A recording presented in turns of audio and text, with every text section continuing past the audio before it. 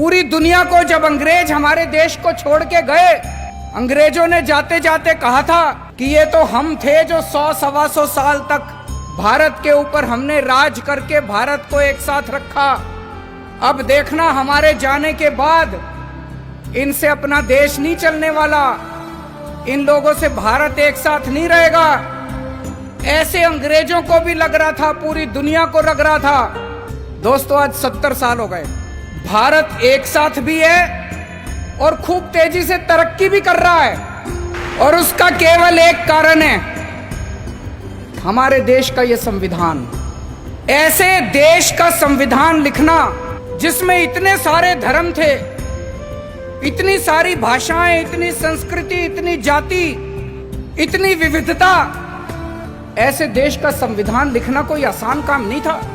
बाबा साहब अंबेडकर ने पूरी दुनिया के संविधान पढ़े, सारे देशों के संविधान पढ़े, जहां से जो जो अच्छा मिला वो सारा उन्होंने इस संविधान के अंदर डाला, और इतना शानदार संविधान बाबा साहब अंबेडकर ने हम लोगों को दिया। संविधान में लिखा है बराबरी का अधिकार होगा।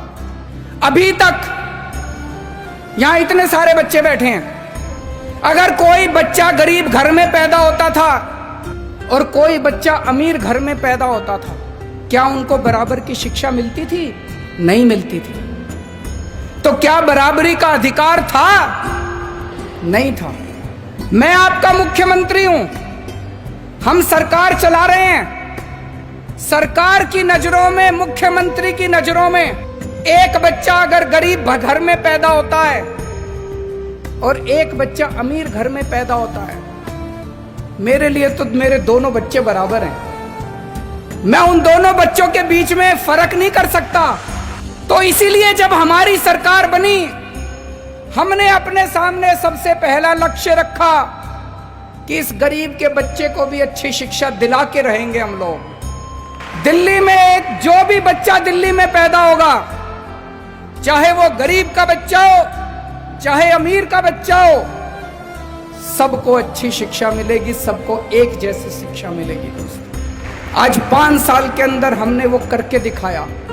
बाबा साहब अंबेडकर का एक सपना पूरा किया हम लोगों ने। हमारे संविधान में लिखा है जीने का अधिकार होगा।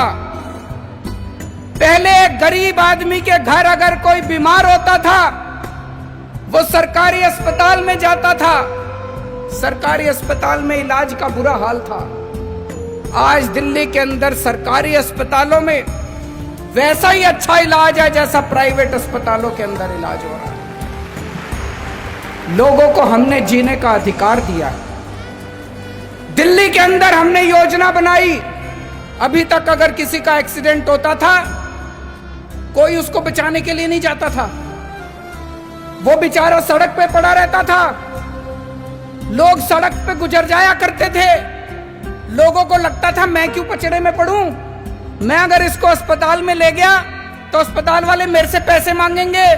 अब हमने कहा है कि पैसे की चिंता मत करो, अगर कोई किसी का एक्सीडेंट हो जाए, जो भी उसको देखता है तुरंत उसको नियरेस्ट अस्पताल में पहुंचाओ। कितना भी महंगा अस्पताल होगा, सारे पैसे दिल्ली सरकार देगी। संविधान में लिखा है गरीबी दूर करेंगे। गरीबी कैसे दूर होगी? केवल नारे लगाने से दूर नहीं होगी गरीबी। हमने दिल्ली के गरीबों का मिनिमम वेज बढ़ाया। एक एक गरीब मजदूर को, एक एक गरीब कर्मचारी को हमने 15-15 हजार रुपए महीने की तनख्वाह दिलवाई। गरीबी तब दूर होगी। दोस्तों, मुझे ये लगता है अगर ये बाबा साहब अंबेडकर का संविधान एक दिन के लिए अच्छे से लागू हो जाए, ये देश कहीं का कहीं पहुंच जाएगा।